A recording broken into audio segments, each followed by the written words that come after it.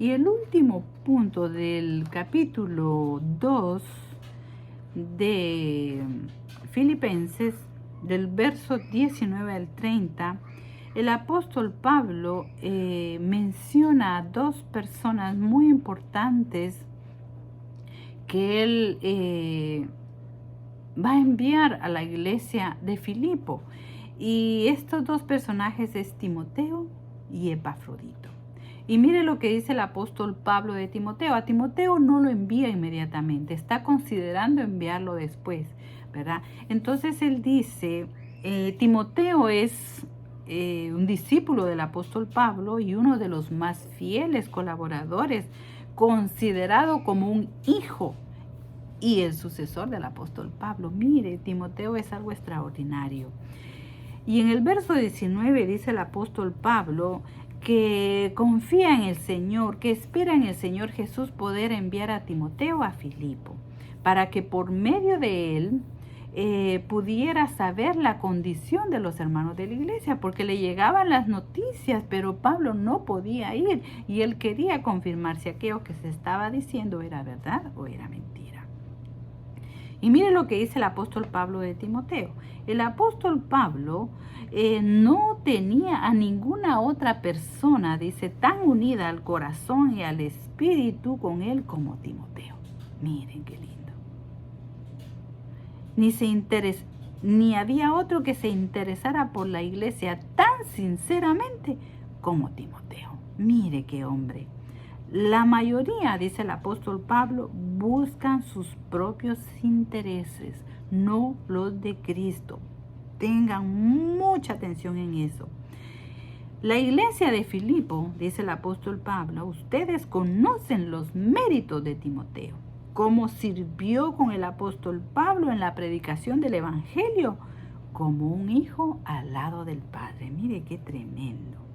Por eso el apóstol Pablo desea enviar tan pronto resolviera sus asuntos y confiaba que él pudiera salir en libertad para ir juntamente con Timoteo y poder ver a los hermanos de Filipo. Pero mire qué cuidado tenía el apóstol Pablo. Y Pablo tenía un montón de discípulos, pero de todos solo había uno que él tenía plenamente confianza por el testimonio de ese muchacho que era Timoteo, porque era un joven. Ahora miremos a Epafrodito. Epafrodito era un hombre griego, era originario de Filipo. Algunos comentaristas dicen que seguramente era el pastor o tal vez era un líder en la iglesia de Filipo. Y fue uno de los primeros que creyó en Cristo cuando Pablo y Timoteo y Silas llegaron a Filipo en su segundo viaje. Dice que Pablo lo describe como su hermano, dando a entender que los dos tienen un mismo Padre y la misma fe, miren.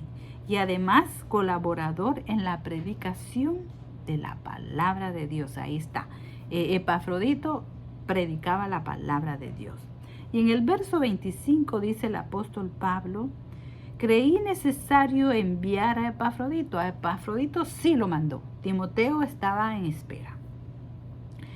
Dice, mi hermano y colaborador en el ministerio y compañero de milicia, de batallas, ¿va?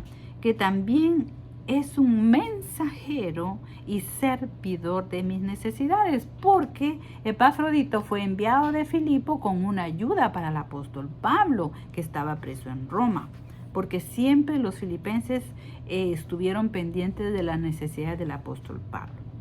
Y dice el apóstol Pablo que Epafrodito extrañaba mucho a la iglesia de Filipo y deseaba verlos, porque estaba muy preocupado porque la iglesia se había enterado que él había enfermado. Y él los conocía, eran muy amorosos. Y dice el 27, en verdad, dice el apóstol Pablo, estuvo enfermo y a punto de morir, pero Dios tuvo misericordia de él y de mí, para que yo no tuviera tristeza sobre tristeza. Acuérdese que estaba preso y tenía esa limitante de no poder ir a ver a sus ovejitas.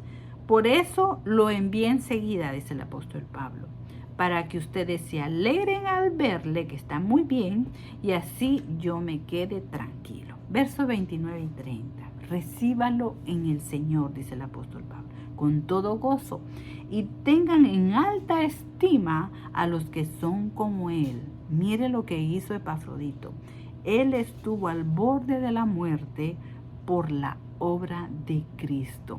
Arriesgó su vida para entregarme la ayuda que ustedes me enviaron. Miren qué hombre tan servicial, tan especial, que a él no le importó su vida por tal de llevarle las provisiones que necesitaba el apóstol Pablo.